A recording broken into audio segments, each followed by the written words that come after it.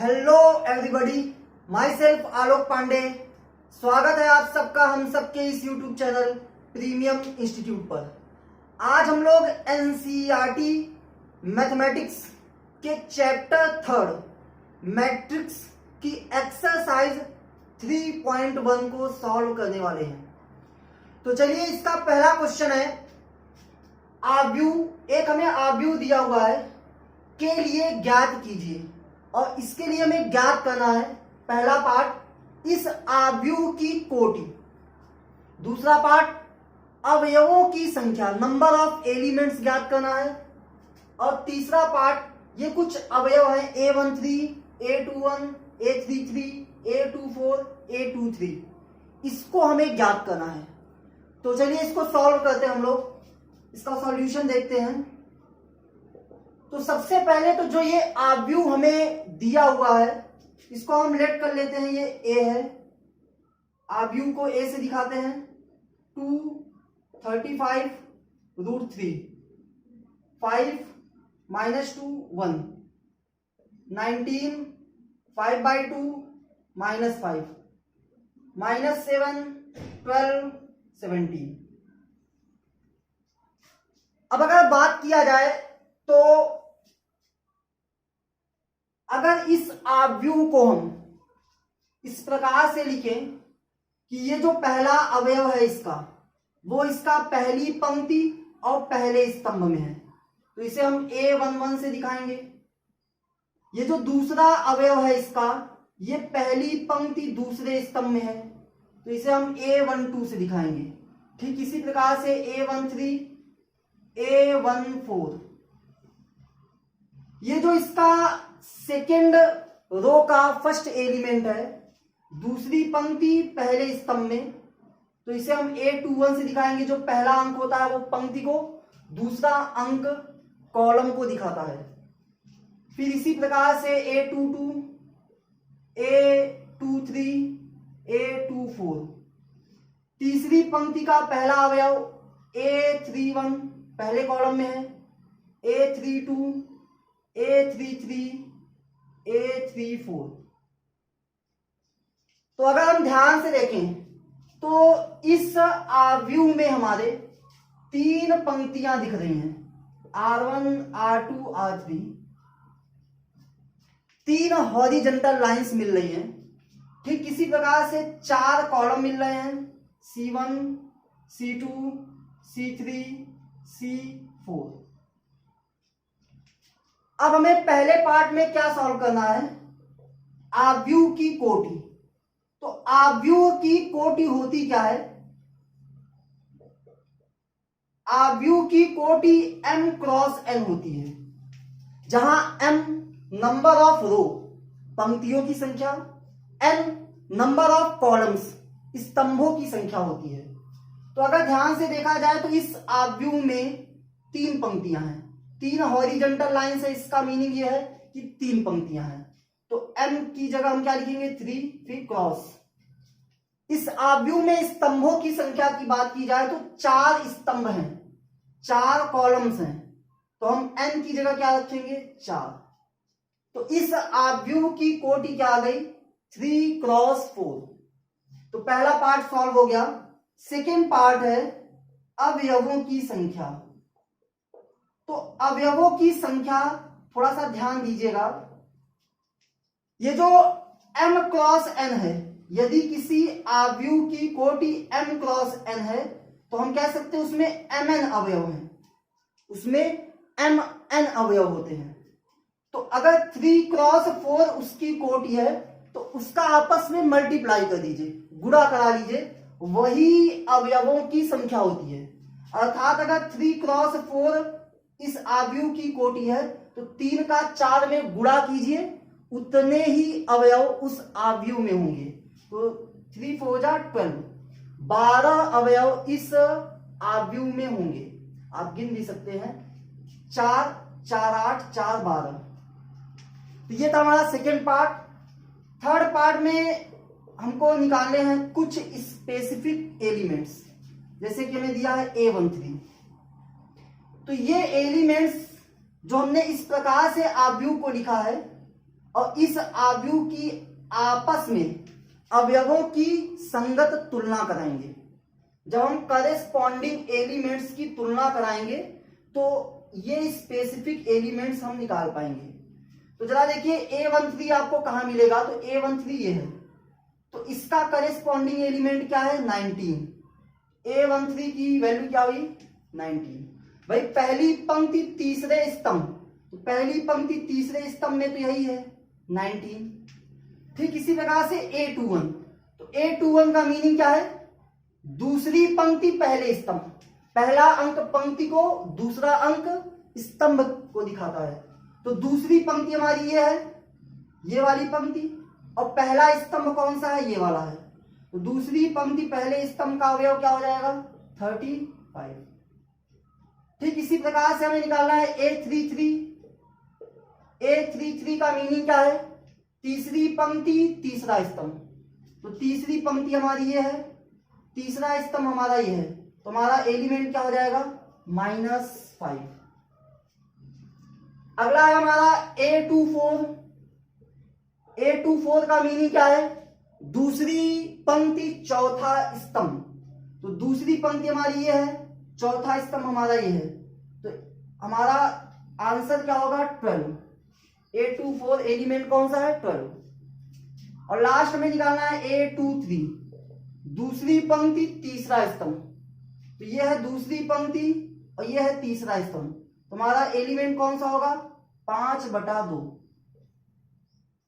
तो इस प्रकार से ये था हमारा फर्स्ट क्वेश्चन। सेकेंड क्वेश्चन है हमारा, यदि किसी आव्यूह में 24 अवयव हैं तो इसकी संभव कोटियां क्या हैं, यानी ऑर्डर पूछ रहा है आव्यूह का। यदि इसमें 13 अवयव हैं तो कोटियां क्या क्या होंगी। तो देखिए सेकेंड क्वेश्चन का सॉल्यूशन है, वी नो दैट, हम ये जानते हैं कि यदि किसी आव्यूह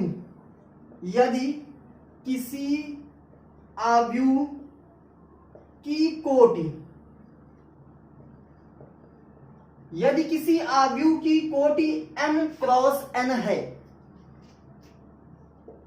तो उसमें अवयवों की संख्या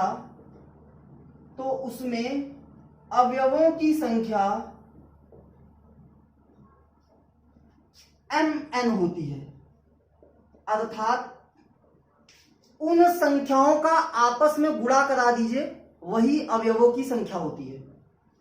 अब हमारे पास अवयवों की संख्या दी है 24 और संभव कोटि क्या क्या हो सकती है ये हमें बताना है।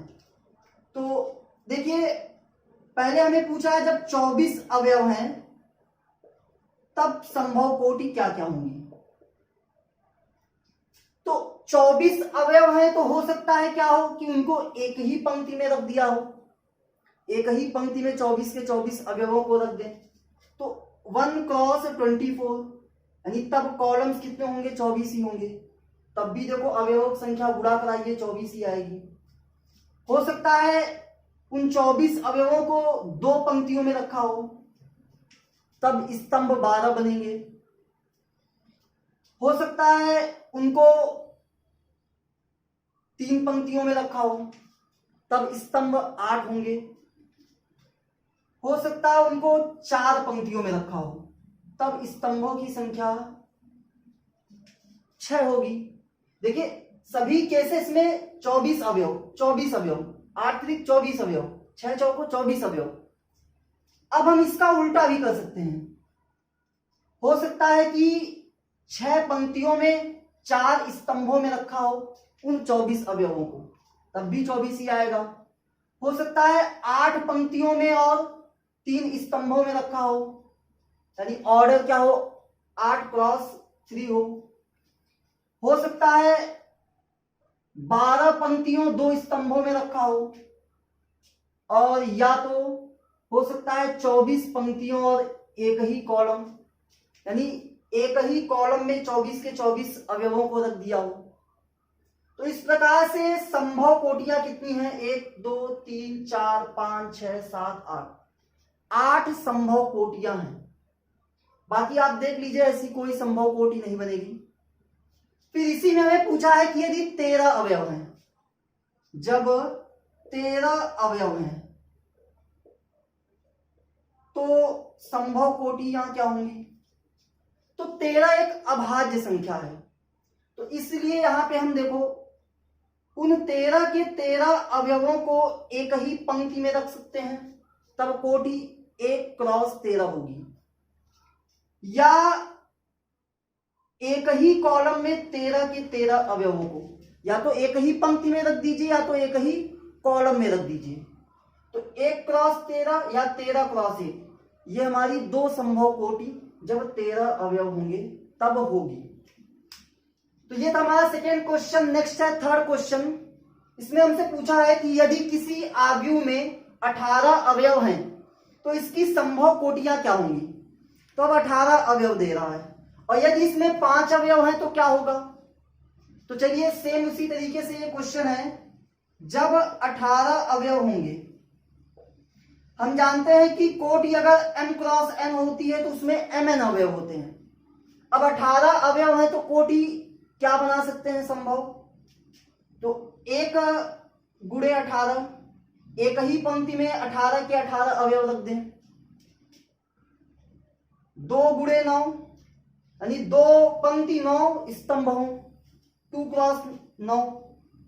इसके बाद 3 क्रॉस 6 हो।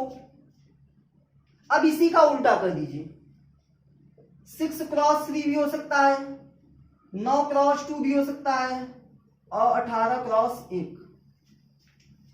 तो इस प्रकार से संभव कोटियां कितनी हो जाएंगी? 6। और 18 अवयव के लिए कोई संभव कोटि नहीं, क्योंकि आप सभी में गुणा कराइए। 18 गुणे 1 18, 9 दूनी 18, 6 3 18, 6 3 18, 9 दूनी 18, 18 1 18। तो इस प्रकार से 6 संभव कोटि बनेगी।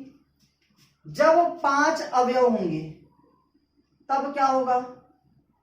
तो जब 5 अवयव हैं तो संभव कोटि, 5 एक अभाज्य संख्या है, तो या तो एक ही पंक्ति में 5 के 5 अवयव रख दीजिए या 5 अवयवों को एक ही कॉलम में रख दीजिए। तो एक ही पंक्ति में 5 अवयव को रखेंगे तो 1 क्रॉस 5 और एक ही कॉलम में 5 अवयव को रखेंगे तो 5 क्रॉस 1। इस प्रकार से दो संभव कोटि होगी। ये था हमारा थर्ड नंबर क्वेश्चन। नेक्स्ट है हमारा क्वेश्चन नंबर फोर्थ। दिया हुआ है कि ये 2 क्रॉस 2 आव्यूह ए बराबर ए आई जे कैपिटल ए का एलिमेंट है की रचना कीजिए जिसके अवयव निम्नलिखित हैं। 3 पार्ट में दिए हैं, सॉल्व करना है इनको हमें, एक एक करके देखते हैं। तो सबसे पहले तो क्या है कि आव्यूह जो ए है उसकी हम रचना करते हैं कि ए आई जे अगर किसी आव्यूह का एलिमेंट है तो 2 क्रॉस 2 का एक आव्यूह हम बनाते हैं। क्या होगा हमारा? तो पहली पंक्ति और पहले स्तंभ में जो अवयव होगा उसको A11, पहली पंक्ति दूसरे स्तंभ में जो अवयव होगा उसे A12, दूसरी पंक्ति और पहले स्तंभ में जो अवयव होगा उसे A21, दूसरी पंक्ति दूसरे स्तंभ में जो अवयव होगा उसे A22 से दिखाएंगे। तो आप देख सकते हैं इसमें 2 पंक्ति हैं और 2 ही स्तंभ हैं, तो ये 2 क्रॉस 2 का एक आव्यूह है और इसी की हमें रचना करनी है, अर्थात A11, A12, A21 और A22 निकालना है। तो पहला पार्ट हमारा है, हमें दिया है एलिमेंट ए आई जे बराबर i प्लस जे का होल स्क्वायर बाई 2। तो अगर हमें A11 निकालना है तो इसका मीनिंग क्या है? इसका मीनिंग यह है कि हमें i की जगह 1 और j की जगह 1 रखना है, i भी 1 और j भी 1। तो i की जगह 1 रखो, j की जगह 1 रखो, स्क्वायर है स्क्वायर कर दिया बटे 2, ये क्या हो जाएगा? 2 का स्क्वायर बाई 2, 4 बाई 2 और सॉल्व करेंगे तो ये कितना आ जाएगा? 2। तो A11 हमारा आ गया। इसके बाद हम निकालते हैं A12। तो A12 में हम क्या करेंगे? i की जगह 1, पहला डिजिट i है तो यहां पहला डिजिट 1 है, दूसरा डिजिट j है तो यहां दूसरा डिजिट 2 है। तो i की जगह 1 और j की जगह 2 रखो, तो तो हो जाएगा 2 1 3, 3 का स्क्वायर 9 बटा 2। ये हमारा A12 था। A21 निकालें, A21 हमारा क्या हो जाएगा? तो अब हमें I की जगह 2 और J की जगह 1 रखना है। तो तब भी हम सॉल्व करेंगे तो ये 3 बनेगा, 3 का स्क्वायर 9, 9 बटा 2 ही आएगा। और लास्ट में निकालना है A22। तो A22 क्या होगा हमारा? I की जगह भी 2 और J की जगह भी 2। ये 2 + 2/2 इसका स्क्वायर है। तो ये A22 कितना आ जाएगा? 2 और 2 4, 4 का स्क्वायर 16, 16 बटा 2 यानी 8। तो इस प्रकार से A11, A12, A21 और A22 निकल आया। उसको हम यहां रख देते हैं। तो हमारा 2 × 2 का एक आव्यूह बन जाएगा। A11 है हमारा 2, A12 हमारा कितना है 9/2, A21 भी 9/2 है और A22 हमारा 8 है। तो ये था हमारा फर्स्ट पार्ट का आंसर। सेकेंड पार्ट है हमारा AIJ हमें दिया है I/J। फिर से हमें इसी आव्यूह की रचना करनी है, यानी A11, A12, A21 और A22 निकालना है। तो सबसे पहले तो हम निकाल लेते हैं A11। A11 हमारा क्या होगा? I की जगह भी 1 और J की जगह भी 1। तो I/J दिया है तो 1/1 कितना आएगा? 1। A12 निकालेंगे, क्या होगा? I की जगह 1 और J की जगह 2। I की जगह 1, J की जगह 2 रखेंगे तो ये क्या आ जाएगा? 1/2। आगे सॉल्व हो नहीं सकता। इसके बाद हम निकालेंगे A21। तो A21 हमारा क्या होगा? I की जगह 2 और J की जगह 1, तो आएगा 2/1। 2/1 सॉल्व करेंगे 2 ही आएगा। इसके बाद हम निकालेंगे A22। I की जगह 2, J की जगह 2, 2/2 कितना आएगा? 1। तो हमने चारों निकाल लिए, उसको हम यहां पे रख देते हैं। तो हमारा 2 × 2 का आव्यूह आ जाएगा। A11 कितना है? 1, यहां 1 रखा। A12 कितना है?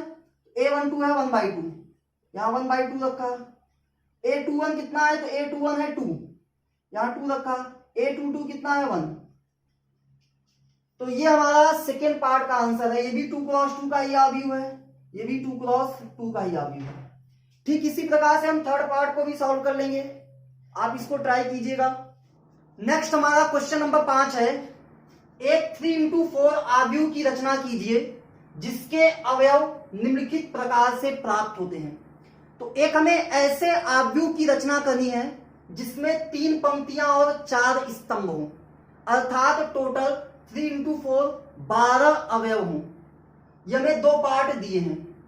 तो सबसे पहले तो हम मान लेते हैं कि एक आव्यूह लेट कर लेते हैं A, जिसके अवयव क्या है हमारे? A11, A12, A13, A14। क्योंकि इसमें 4 स्तंभ हैं तो A14 तक जाएगा। दूसरी पंक्ति है A21, A22, A23, A24। तीसरी पंक्ति पहला स्तंभ, तीसरी पंक्ति दूसरा स्तंभ, तीसरी पंक्ति तीसरा स्तंभ, तीसरी पंक्ति चौथा स्तंभ। तो ये हमारा 3x4 का एक मैट्रिक्स है। इसी में जितने अवयव है वो हमें ज्ञात करने हैं। तो फर्स्ट पार्ट है इसका सॉल्यूशन। गिवन है हमें कि AIJ जो है वो 1/2 मॉड ऑफ -3i + j। ये साइन जो होता है मॉड का है। मॉड या मॉड्यूलस क्या होता है? तो मॉड्यूलस यानी एब्सोल्यूट वैल्यू। मॉड के अंदर अगर कोई भी वैल्यू, चाहे वह पॉजिटिव हो चाहे वो निगेटिव हो, मॉड हटाने पर वह पॉजिटिव हो जाती है। इसका मतलब यह है कि अगर कोई निगेटिव वैल्यू लिखी है, मॉड हटाएंगे तो भी वह पॉजिटिव आएगी, और अगर पॉजिटिव वैल्यू लिखी है तो वह मॉड हटाने पर पॉजिटिव आएगा ही। तो देखिए सबसे पहले हम A11 निकाल लेते हैं। A11 का मतलब क्या है? I की जगह 1, J की जगह 1। तो I की जगह 1 रखेंगे, J की जगह 1 रखेंगे। सॉल्व करते हैं। -3 + 1 -2 बाहर आएगा मॉड से, माइनस हट जाएगा, +2 बचेगा। 2/2 1। A12 निकालते हैं तो i की जगह, अब i की जगह 1, j की जगह 2, तो ये हमारा क्या आ जाएगा, 3 1 जा 3, -3 +2 यानी -1, मॉड से बाहर आएगा +1, ये आ जाएगा हमारा 1/2। A13 क्या होगा, i की जगह 1, j की जगह 3, क्या आएगा 1/2, i की जगह 1, j की जगह 3, ये हमारा -3 + 3 0, और 0 का मॉड 0 ही होता है, ये हमारा 0 आ गया। A14 यानी पहली पंक्ति चौथे स्तंभ का अवयव, ये हमारा आ जाएगा 1/2, i की जगह 1, j की जगह 4, ये हमारा -3 + 4 + 1, मॉड हटाएंगे तो +1 ही होगा, 1/2 हम गुणा कराएंगे तो ये हमारा 1/2 ही आएगा। इसके बाद हम निकालते हैं A21, i की जगह 2, j की जगह 1, ये हमारा 1/2, i की जगह हम 2 रखेंगे, j की जगह 1 रखेंगे, तो ये क्या आ जाएगा हमारा -6 + 1 -5, बाहर आएगा +5, यानी ये आ जाएगा 5/2। इसी प्रकार से A22 क्या होगा, i की जगह 2, j की जगह 2, तो ये -6 + 2 -4, बाहर आएगा +4, +4/2, 2 आ जाएगा। A23 क्या होगा हमारा, i की जगह 2, j की जगह 3, तो ये -6 + 3 यानी कितना आ जाएगा, -3, बाहर आएगा +3, तो आ जाएगा 3/2। फिर निकालते हैं A24, इसका मीनिंग है कि i की जगह हमें क्या रखना है 2, j की जगह 4, तो ये -6 + 4 कितना आएगा, -2, बाहर आएगा +2, 2/2 1। फिर निकालते हैं हम लोग A31, अर्थात i की जगह हम 3 रखेंगे, j की जगह 1 रखेंगे, सॉल्व करेंगे, -6 + 1 -5, बाहर आएगा +5, 5 सॉरी 3 3 का 9, -1 + 1, ये हमारा कितना आएगा, तो प्लस का 8, बाहर आने पे प्लस का 8 हो जाएगा, और 8/2 कितना आ जाएगा, 4।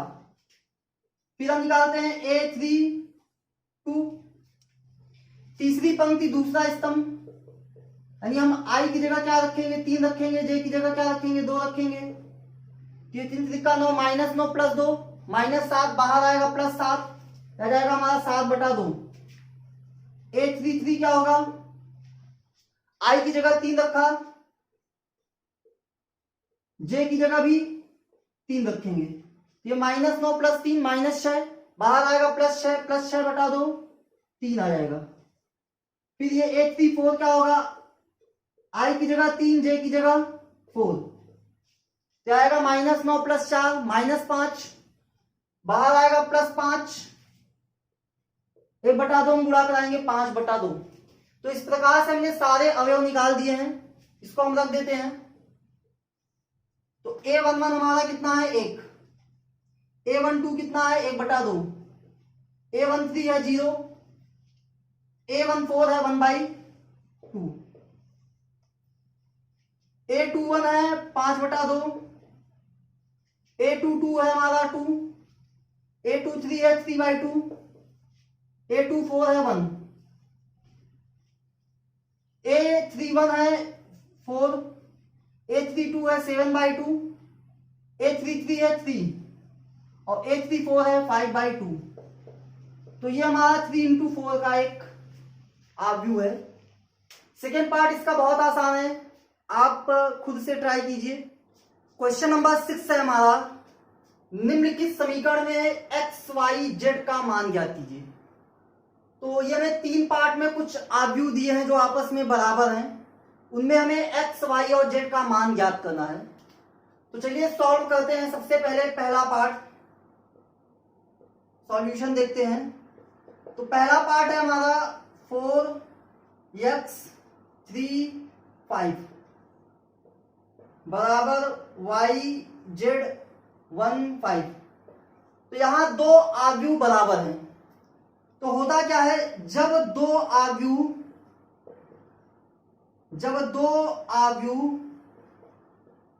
बराबर हों तो उनके संगत अवयव भी बराबर होते हैं। संगत अवयव भी बराबर होते हैं। तो अगर दो आव्यूह बराबर हैं तो उनके संगत अवयव भी बराबर होते हैं। तो देखा जाए तो ये a11 का संगत अवयव a11 यहां, तो 4 बराबर क्या हो जाएगा y, यानी y बराबर कितना आ गया 4। इसी प्रकार से 3 जो है वो z के बराबर होगा, तो 3 बराबर क्या आ जाएगा z, यानी z की वैल्यू कितनी आ जाएगी 3। a21 इस a21 के बराबर होगा। दूसरी पंक्ति पहले स्तंभ का अवयव इस दूसरी पंक्ति पहले स्तंभ के अवयव के बराबर होगा, तो x बराबर क्या आ जाएगा 1। तो इस प्रकार से संगत अवयवों की तुलना करके x y z का मान हमने फर्स्ट पार्ट में निकाल लिया। सेकेंड पार्ट है हमारा, हमें दिया हुआ है सेकेंड पार्ट सॉल्यूशन, देखते हैं इसका। फिर से दो आव्यूह बराबर किए गए हैं, तो अगर दो आव्यूह बराबर हैं तो बराबर है यानी कोटि उनकी बराबर है। दो आव्यूह बराबर हैं तो उनके संगत अवयव भी बराबर होते हैं। तो अगर देखा जाए तो a11 इस a11 के बराबर होगा, अर्थात x प्लस वाई बराबर कितना जाएगा 6। इसको समीकरण 1 दे दें। ठीक इसी प्रकार से 2 तो 2 के बराबर है ही, इसका a21 इसके a21 के बराबर होगा, अर्थात 5 प्लस z किसके बराबर होगा 5 के। तो यहां से अगर हम z की वैल्यू देखें तो z बराबर क्या आ गया 0। 5 को उधर ले जाएंगे, 5 माइनस 5 0 हो जाएगा। फिर इसके बाद एक्स वाई a22 के बराबर है, एक्स वाई बराबर 8। इसको समीकरण 2 दे देते हैं। तो एक्स वाई बराबर 8 जो है, यहां से अगर हम y को नीचे ले जाएं तो x बराबर क्या जाएगा 8 बटे वाई। x की वैल्यू क्या जाएगी 8 बटे वाई, या हम x को भी नीचे ले जा सकते थे। तो ये मान जो है वो समीकरण 1 में रख देते हैं, का मान समीकरण 1 में रखने पर। तो जैसे ही समीकरण 1 में हम रखेंगे तो x की जगह हमें क्या रखना है 8 बटे वाई प्लस वाई तो है ही बराबर 6। तो अगर हम इसको सॉल्व करें तो ये हमारा आ जाएगा वाई स्क्वायर प्लस 8 बराबर 6y, जाएगा Y square minus 6y plus 8 बराबर 0। फैक्टर किए जाए तो आ जाएगा -4y माइनस 2y प्लस 8 बराबर 0। y कॉमन करे तो y माइनस 4, माइनस 2 कॉमन करे तो y माइनस 4। यहां से एक y बराबर 4 और एक y बराबर 2 आ जाएगा। तो जब हम y बराबर 4 रखेंगे तो आ जाएगा x प्लस 4 बराबर 6, अर्थात x की वैल्यू आएगी 2। और जब हम y बराबर 2 लेंगे तो y की जगह 2 रखेंगे तो x प्लस 2 बराबर 6, तब x की वैल्यू क्या आएगी, x की वैल्यू 6 में 2 जाएगा 4। तो जब y 4 है तो x 2 है, जब y 2 है तो x 4 है। तो यहां से x और y की 2 वैल्यू आएंगी। थर्ड हमारा है, यहां भी दो आव्यूह बराबर हैं तो उनके संगत अवयव बराबर होंगे। ये जो a11 होगा इसके a11 के बराबर होगा, तो x plus Y plus Z बराबर हम लिख सकते हैं 9। इक्वेशन नंबर फर्स्ट दे दिया। a21 के बराबर होगा, तो x प्लस जेड बराबर हम लिख सकते हैं 5। Equation number second. a31 के बराबर होगा, तो y प्लस जेड बराबर 7। Equation number third. अगर हम देखें समीकरण 1 और समीकरण 2 को हम घटा दें, अगर हम इसको घटा दें तो चिन्ह बदल जाएंगे, ये माइनस ये भी माइनस, जेड कैंसिल एक्स भी कैंसिल, बचा क्या वाई, और 9 में से 5 घटाएंगे कितना जाएगा 4। इसके बाद हम समीकरण 1 से समीकरण 3 को घटा दें तो यह आ जाएगा समीकरण 1 हमारा है X plus Y plus Z बराबर 9। ये समीकरण 1 है। अगर हम यहां पे घटाएं तो अब ये चिन्ह माइनस, ये वाला चिन्ह माइनस, y से y कैंसिल, z से z कैंसिल, क्या बचा x बराबर 9 में 7 घटाएंगे 2, तो x हमारा 2 आ गया, y हमारा 4 आ गया। अगर ये मान हम समीकरण 1 में रखें, x की जगह 2, y की जगह 4 प्लस z बराबर 9, तो 4 और 2 6, उधर जाएगा तो z बराबर कितना जाएगा 9 माइनस 6, तो यह जाएगा 3। यहां से हमें z की वैल्यू क्या हो जाएगी 3 प्राप्त हो जाएगी। तो ये था हमारा क्वेश्चन नंबर 6। नेक्स्ट हमारा क्वेश्चन नंबर 7 है समीकरण, ये आव्यूह के रूप में दो आव्यूह बराबर दिए हुए हैं, इनसे हमें कुछ समीकरण प्राप्त होंगे और उन समीकरण से ए बी सी तथा डी के मान ज्ञात करने हैं। तो अभी हमने देखा था कि दो आव्यूह कब बराबर होते हैं, यदि दो आव्यूह बराबर हैं, यदि दो आव्यूह बराबर हैं तो उनके संगत अवयव बराबर होते हैं, तो उनके संगत अवयव भी बराबर होते हैं। तो देखिए ये 2 इंटू 2 का आव्यूह है, 2 इंटू 2 ऑर्डर का आव्यूह है, तो a11 जो होगा इसके a11 के इक्वल होगा, तो हम कह सकते हैं a माइनस बी बराबर माइनस 1 प्राप्त होगा। ये समीकरण नंबर 1। फिर ये जो a21 है a21 के इक्वल होगा, 2a माइनस बी बराबर 0, इक्वेशन नंबर 2। a12 के इक्वल होगा 2a plus C equal to 5, equation number 3 दे दिया।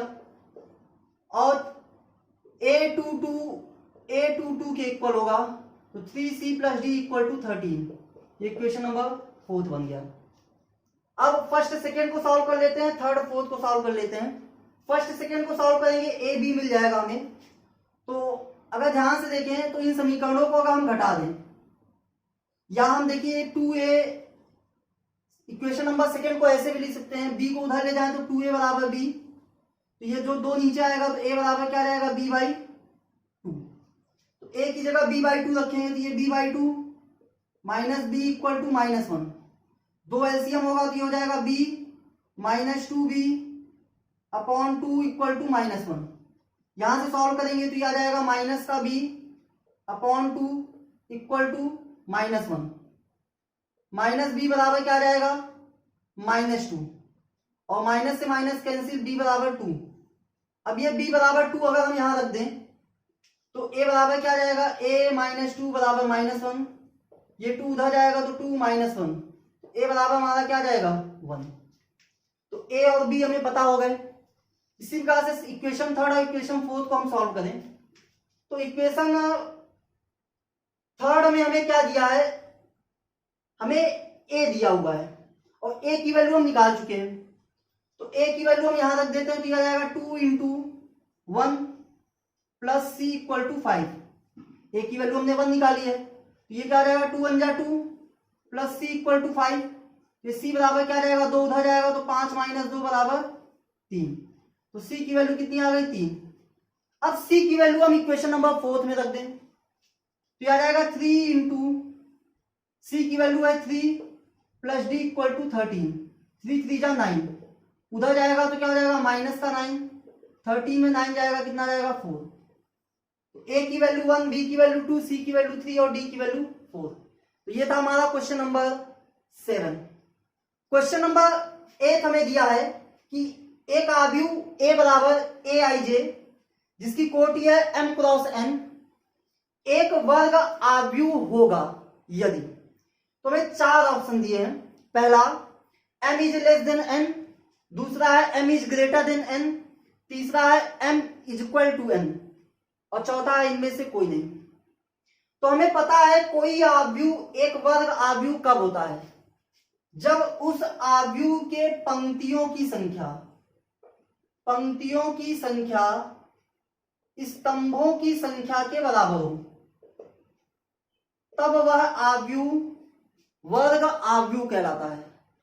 आप कॉन्सेप्ट वाले वीडियो में मैट्रिक्स के इसको देख सकते हैं कि कोई आव्यूह वर्ग आव्यूह तभी होगा जब उस आव्यूह के पंक्तियों की संख्या स्तंभों की संख्या के बराबर हो। पंक्तियों की संख्या को m से, स्तंभों की संख्या को n से दिखाते हैं, तो इसका मतलब m बराबर हो n। ये आपको किस ऑप्शन में मिल रहा है, तो ऑप्शन नंबर सी में मिल रहा है, तो इस प्रकार से हमारा सी ऑप्शन सही हो जाएगा। क्वेश्चन नंबर 9 है हमारा, x तथा y के प्रदत्त दिए हुए किन मानों के लिए निम्नलिखित युग्म समान है। तो ये दोनों आव्यूह कब समान है? तो प्रश्नानुसार हमसे कह रहा है, सॉल्यूशन देखते हैं इसका। प्रश्नानुसार हमसे ये कह रहा है कि ये जो युग्म है ये कब समान है। तो अर्थात ये दो आव्यूह समान हैं ये हमको कह रहा है, लेकिन किस कंडीशन पे? तो ये दोनों आव्यूह क्या है हमारे? बराबर हैं। तो निम्नलिखित युग्म समान है। तो दो आव्यूह कब बराबर होते हैं? तो दो आव्यूह तभी बराबर होते हैं जब उनके संगत अवयव बराबर हों। तो हम ये कह सकते हैं कि जो a11 होगा इसके a11 के इक्वल होगा, अर्थात 3x + 7 = 0। यहां से अगर हम x को उधर 7 को उधर ले जाएं तो ये -7 हो जाएगा, x बराबर आ जाएगा -7/3। फिर a12 के इक्वल होगा तो 5 = y - 2। ये -2 इधर आएगा तो +2 हो जाएगा। यहां से y की वैल्यू क्या मिल जाएगी? 7। आप a21 से भी यही वैल्यू निकालेंगे, आप निकाल के दे सकते हैं। y + 1 जो होगा वो 8 के इक्वल होगा, यहां से भी y की वैल्यू 7 ही आएगी। और इसी प्रकार से a22 से भी वैल्यू अगर निकाले तो वही आएगी। यहां से अगर देखा जाए तो ये -3x, 2 उधर जाएगा, 4 - 2, तो कितना आएगा? 2। तो यहां से x की वैल्यू क्या आ जाएगी? तो यहां से अगर हम देखें तो ये -3x = 2, -3 नीचे जाएगा तो -2/3 x की वैल्यू आएगी। तो देखें तो y की वैल्यू तो हमें 7 मिल रही है, लेकिन x की यहां पे 2 वैल्यू प्राप्त हो रही है। तो x के 2 मान यहां संभव नहीं है। तो हम कह सकते हैं कि x और y के किसी मान के लिए ये आव्यूह बराबर नहीं है। 10th और लास्ट नंबर क्वेश्चन है हमारा इस एक्सरसाइज का।